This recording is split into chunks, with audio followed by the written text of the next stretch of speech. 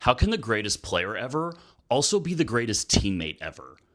That's the paradox of Tom Brady, the most decorated player in NFL history, and yet the one whose greatness was built on humility, preparation, and elevating everyone around him. Welcome to the highest level. I'm Coach Evan, and I study what separates legendary leaders from everyone else. Today, we're breaking down Tom Brady's leadership model, the first player in our series, to understand that true leadership isn't about authority, it's about influence. This is about peer leadership, leading without a title, influencing without authority, and transforming cultures from within, not from above. By the end of this case study, you'll have 5 proven principles for leading teammates, influencing behaviors, and driving excellence when you're not the boss. Let's go. First, let's understand what makes Brady's leadership unique in our series. Every coach we've profiled so far led and managed from above. Brady, he led from the huddle, peer-to-peer, teammate to teammate. He never had the power to bench anyone, set strategy, or enforce standards.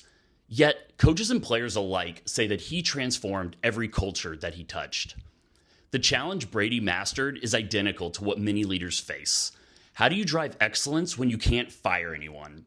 How do you maintain standards when you're not the boss? How do you change culture when you're a part of the culture, not above it? Brady proved something crucial. Peer leadership can be more powerful than positional authority because it's earned, not assigned. When teammates follow you by choice rather than obligation, that's when real transformation happens. This isn't just about sports. This is about the ultimate leadership challenge, creating sustained excellence through influence rather than authority. Brady mastered this through what we can call peer leadership, an approach to influencing those around you that we can break down into 5 core principles. The Tom Brady leadership model. Principle 1, earn respect through preparation, not position. Brady understood something fundamental. Teammates don't follow titles, they follow standards. And standards are only credible when you embody them first. Tom Brady entered the league overlooked by every team, the 199th pick in the NFL draft. As a rookie in 2000, he was the backup quarterback with no money and no status. There's a tradition in the NFL where the quarterback takes the offensive lineman out to nice steak dinners every Thursday night before a game. Young Tom Brady volunteered to fill this role. But there was one problem: meal funds. Brady was a rookie making the least amount of money on the team. So Brady did what all good quarterbacks do. He called an audible, and he took the offensive line to Outlaw Barbecue in Foxborough for $13.99 all-you-can-eat barbecue Thursdays. And they went back there every Thursday for 17 weeks in a row, because that's all that Brady could afford at the time. Adrian Clem, Brady's teammate in New England from 2000 to 2005, remembers, quote, "He was taking the O-line out, and we all knew he didn't have any money yet. He was from the dirt up. He was a grinder. He worked out with the offensive line group instead of the quarterbacks. It created a certain level of respect for him." But it went deeper. Brady would arrive at 5:30 in the morning to study film. Not because anybody told him to, but because that's what he decided excellence looked like. Soon, other players started showing up as well. Nobody mandated it, but Brady's visible preparation created an unspoken standard. Even later in his career, Brady was still doing the little things that made him successful in the first place. Stephon Gilmore, Brady's teammate from 2017 to 2019, talked about how seeing Brady's work ethic firsthand impacted him. Said Gilmore, quote, "I saw how he worked, how he ran hills, how he stayed after practice. He's doing those things, so I got to do even more because he's the best ever and he's working like he's an undrafted free agent." Another Patriots teammate, Jonas Gray, said, "Every meeting, no matter what it was, he's taking notes, he's paying attention, he's asking questions." Now, these are awesome perspectives to hear from teammates. The greatest quarterback ever, still preparing like he's fighting for a roster spot. That's not insecurity. That's a leadership by example that cascades throughout an entire team. When Brady joined the Tampa Bay Buccaneers at age 43, he didn't walk in demanding respect because of his 6 Super Bowl rings. He earned it in the exact same way, First one in, last one out, knowing everyone's assignment better than they did. This is crucial in today's leadership landscape. Whether in cross-functional teams, matrix organizations, or among peer groups, you can't just demand respect based on your title or past achievements, because honestly, no one cares. You must earn it daily through visible preparation and work ethic that others can't ignore. The tactical takeaway: define your non-negotiables and commit to a daily routine that keeps your performance predictable even when conditions aren't. Make your preparation so visible and consistent that it becomes the unofficial standard. Don't tell people how hard you work. Let them see it. When peers witness your preparation, they will either match it or get exposed. The key takeaway: visible preparation creates willing followers. Principle 2. Elevate others by demanding excellence from yourself first. Bill Belichick, after coaching Brady for 20 years, said of all the things Tom was great at, his ability to make players around him better was ultimately his greatest skill. That's an incredible ability to have as a leader. But here's the key. Before Brady ever demanded excellence from others, he demanded it from himself first, and demanded it so relentlessly that others couldn't help but elevate their own performance. During practices, Brady would routinely get visibly frustrated, not at teammates who made mistakes, but at himself for throwing the ball 6 inches off target, even when the receiver caught it. He'd curse at himself for imperfection that only he could see. This obsession with perfection made players think that if he was that demanding with himself when a pass was caught, what's their own standard supposed to be? The result of this was years of Patriot teams with lesser-known receivers who became big-time contributors. Not because Brady coached them, but because his self-demand made their previous standards embarrassing. In Tampa Bay, players said they always thought they were working hard, but when Brady joined the team, it showed everyone that there was another level that they had yet to reach. Bucs receiver Scotty Miller said about the influence of Brady's example, quote, "It's really the expectation that he sets for himself and the whole offense and the whole team. So you want to go out there and you want to play hard and make plays for him because he's working as hard as anybody each and every day. So you want to do everything you can to help him win football games." This wasn't something Brady asked players to do, but because of his obsessive preparation, he set a standard that made anything less feel like a betrayal to the team. It created an obligation among players to meet Brady's standards. This extended to accountability too. Anytime his teams lost, Brady took responsibility. When they won, he credited his teammates. This wasn't false humility or fodder for the press. It was authentic to who Brady was as a teammate and as a leader. By holding himself most accountable, he earned the right to have high standards for others. This showcases an excellent lesson for peer leadership. You can't demand from others what you don't demand from yourself. And when your self-standards are undeniable and backed up with competence and results, others adopt them voluntarily. Brady understood that the credibility with teammates comes from consistent small results, not just big moments or past achievements. The tactical takeaway: hold yourself to the highest standards before asking others to do the same. Focus on elevating your own performance so visibly that it creates upward pressure on everyone around you. This is the multiplier effect of peer leadership. When you hold yourself to high standards, teammates notice it. Authority cannot be demanded, but it can be demonstrated. The key takeaway here: model the standard until it becomes the standard. Principle 3. Presence under pressure. Emotional composure in chaos. Here's what separated Brady from every other talented quarterback: his ability to maintain emotional composure when everything around him was falling apart. Not just in games, but in life. Most leaders fall apart under pressure. Brady did the opposite. His emotional stability became his greatest competitive advantage, and it made him the leader teammates trusted most when chaos hit. Let me show you what real composure looks like through 3 stories that reveal Brady's emotional mastery. The first story: the silent struggle. In 2016, Brady faced the most challenging year of his professional life. He was suspended for the first 4 games of the season, a punishment he felt was unjust due to the Deflategate scandal. While he was fighting that suspension, his mother was diagnosed with cancer and began chemotherapy that would last through the entire season. Most players would have used this as an excuse. Brady never said a word about it publicly.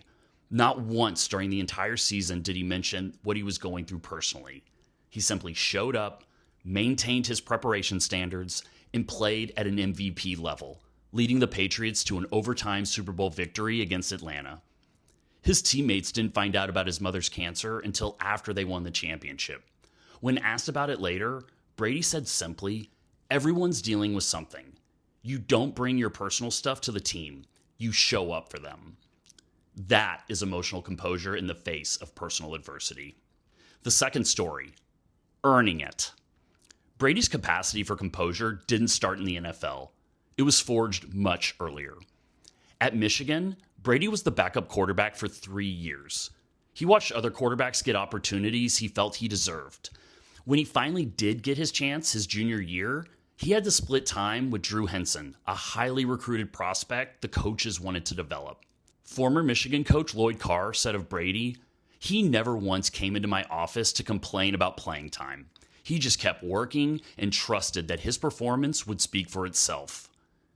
Brady eventually outplayed Henson and won the starting role. But this early experience taught him a fundamental truth. Emotional control is a choice, not a circumstance. You can't always control what happens to you, but you can always control how you respond. Story 3, the ultimate test. Now, here's where emotional composure becomes legendary. Super Bowl 51, 2017, Patriots versus the Atlanta Falcons. With 8:31 left in the third quarter, the Patriots were losing 28-3. The game looked over. Most quarterbacks would have panicked, forced throws, or tried to do too much. Brady did the exact opposite. His offensive coordinator, Josh McDaniels, observed, "There was zero panic in Tom's voice, zero frustration, just complete calm and focus on the next play." That composure spread throughout the entire offense. The Patriots scored 31 unanswered points to win in overtime, the greatest comeback in Super Bowl history. When the pressure was greatest, Brady was at his best, completing 26 of 33 passes in the second half in overtime. This wasn't luck. This was emotional mastery under the most pressure-filled circumstances imaginable. This matters because in business, as in sports, your team takes their emotional cues from you, the leader. When you panic, they panic. When you stay composed, they stay focused. Brady understood something that most leaders miss. Emotional stability is contagious. His presence under pressure gave his teammates permission to stay composed. His ability to compartmentalize personal adversity while maintaining performance standards showed them how to separate what they could control from what they couldn't. The tactical takeaway: your emotional state is your most powerful leadership tool. When facing adversity, whether personal or professional, ask yourself, what does my team need from me right now? The answer is almost never panic, excuses, or visible frustration. Brady showed that true peer leadership isn't about being the loudest voice in good times, it's about being the calmest presence in bad times. When your teammates see how you maintain composure while dealing with suspension, family illness, or down 28-3, they learn what real mental toughness looks like. The key takeaway: emotional composure is contagious. Your team takes their emotional cues from you. Principle 4, influence culture from within as a peer, not from above as authority. When Brady joined Tampa Bay, he faced a massive challenge. How do you change a losing culture when you're the newcomer, not the boss? Bruce Arians described the situation. "Our team worked extremely hard, but we had a tendency to beat ourselves, just finding ways to lose instead of finding ways to win." But Brady couldn't mandate culture change. He wasn't the coach. He was a 43-year-old outsider joining a team with established stars and dynamics. So he did something brilliant. He influenced the culture through daily behaviors that spread organically. The first behavior: Brady started arriving at 5:30 in the morning. He didn't announce it. He didn't shame anyone who came later. He just did it. Within 2 weeks, half the team was arriving before 6 a.m. The second behavior: in the huddle, Brady knew every player's assignment. not just the offense, but what the defense was supposed to do as well. Teammates realized that if the quarterback knew their job better than they did, they better step up. The third behavior, Brady celebrated practice reps like game-winning touchdowns were being executed perfectly. This wasn't fake enthusiasm. It was a genuine appreciation for excellence in the mundane moments. Soon, the entire team's practice intensity transformed. The key insight is that Brady never said this culture needs to change. He just embodied a different culture so consistently that it became contagious. Leonard Fournette described the shift in mood because of Brady's presence. Quote, guys who had been there for years started acting different, coming early, staying late, taking practice more seriously, not because anyone told us to, because that's what it felt like we were supposed to do now. Within months, a team that had a losing culture had championship habits, not through mandates or speeches, but through peer influence that spread organically. This matters because you don't always need positional authority to change culture. In fact, peer-driven culture change is often more powerful because it's chosen, not imposed. The tactical takeaway. Don't announce culture change, embody it. Focus on consistent behaviors that others can observe and then adopt. When peers see new behaviors creating better results, they'll spread faster than any top-down mandate. This is the viral nature of peer leadership. Culture spreads sideways through teams faster than it flows down from management. The key takeaway, consistent behaviors create culture change. Principle 5, humility and ego control, the quiet edge of greatness. Here's what makes Brady's leadership truly remarkable. Despite being the most accomplished player in NFL history, he approached every single day like he still had something to prove, not to anyone else, but to himself. Most athletes at this level of success tend to become prisoners of their own achievements. They start coasting on reputation. They stop being coachable. They assume they know better than everyone else. Brady did the opposite. His humility fueled an endless quest to evolve and adapt, even as he got older, despite a mountain of accomplishments that would have satisfied anyone else. In 2020, when he joined the Tampa Bay Buccaneers, Brady immediately took it upon himself to start introducing himself to his teammates first, many of whom had grown up watching him on TV. Mike Evans, one of Tampa Bay's star receivers, said, quote, I thought Tom Brady would come in here acting like Tom Brady. Instead, he acts like he's trying to make the team. He introduces himself to guys, asks questions, wants to learn our way of doing things. That earned instant respect. Brady's humility wasn't false modesty or a tactic. It was genuine curiosity. He was still trying to improve and get better each and every day. This consistency came from humility. Brady never felt like he had made it or had all the answers. That mindset kept him hungry and allowed him to keep evolving and drew teammates to him because they saw someone who, despite all the unprecedented success, still cared about getting better. That's what makes this powerful for peer leadership. Brady's humility created followership without having to ask for it. His humble behavior made teammates willing to put winning first because they saw their leader doing the exact same thing. It's really amazing when you think about it. 7 Super Bowl rings, 5 Super Bowl MVPs, 3 league MVPs, and he's still asking coaches for feedback on his footwork in practice.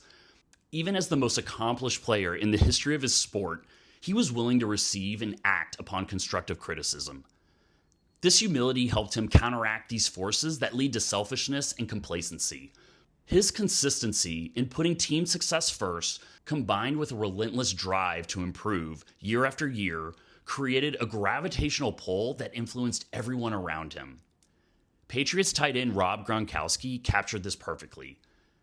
Quote, playing with Tom makes you want to be better. Not because he demands it, but because you see how hard he works, how much he cares, and he's never satisfied. You want to match that. You want to earn your spot next to that type of commitment. The tactical takeaway. Eliminate your ego. Even when you've proven yourself repeatedly, approach new challenges with genuine curiosity and humility. Don't let past success make you unteachable. The moment you think you have all the answers is the moment you stop growing. Brady understood that curiosity is the ultimate humility. Constantly striving to improve when you've already accomplished so much, That is the mindset that creates sustained excellence at the highest level. Brady's willingness to stay coachable, to introduce himself first, to celebrate teammate successes, to keep learning despite unprecedented achievement, that's what made people choose to follow him. That is the quiet edge of greatness. The key takeaway: the more humble you are, the more influence you have. Now, here's how all these principles work together to create peer leadership that transforms teams. Look at Brady's instant impact in Tampa Bay. In just one season, he transformed a losing culture into a championship culture without any formal authority. This is peer leadership at its highest level. You had earning respect through preparation. Brady's 5:30 a.m. arrival time and obsessive film study set a new standard that others voluntarily adopted because they respected the commitment, not the titles. You had elevating through self-demand. Brady's demand for his own perfection made teammates elevate their standards without being asked. The culture rose to match his self-expectations. You had emotional composure when under pressure. When games got tight or adversity hit, Brady's presence became the anchor, which allowed them to stay focused on execution in pressure moments. You had culture change from within. Behaviors like celebrating perfect practice reps spread organically throughout the entire team, changing the culture peer-to-peer rather than top-down. And you had humility as a competitive advantage. By staying curious, coachable, and ego-free despite unprecedented success, Brady created followership through example. Notice the system. No formal authority needed, no mandates required. Just consistent peer leadership where emotional stability amplifies influence. When the most accomplished player maintains composure through suspension, family illness, or historic deficits, that creates a standard others want to match. This is the difference between positional leadership and peer leadership. Positional leaders can demand compliance, but peer leaders earn followership through how they handle both adversity and the day-to-day. Brady's composure in chaos, combined with his daily commitment, created more influence than any title could provide. So there you have it. Tom Brady's model for being the ultimate teammate, broken down into 5 actionable principles for leading without authority. The bottom line is this: Brady proved that peer leadership can be more powerful than positional authority. He transformed 2 different organizational cultures, not from above, but from within. Not through mandate, but through example. Not by demanding, but by demonstrating. And perhaps most importantly, he showed that humility, not ego, is the ultimate leadership advantage. The most accomplished player in the history of the game stayed curious, stayed coachable, and stayed hungry. That combination of elite performance and genuine humility created influence that no title could match. If you found this valuable, subscribe for more championship leadership case studies. Next week, we're breaking down Kobe Bryant and how his obsessive standards and peer leadership created the Mamba mentality. And if you're a business leader who wants to influence without authority or transform culture from within, check out the link in the description. I work with leaders who need to create impact without organizational power. Until next time, lead like a legend.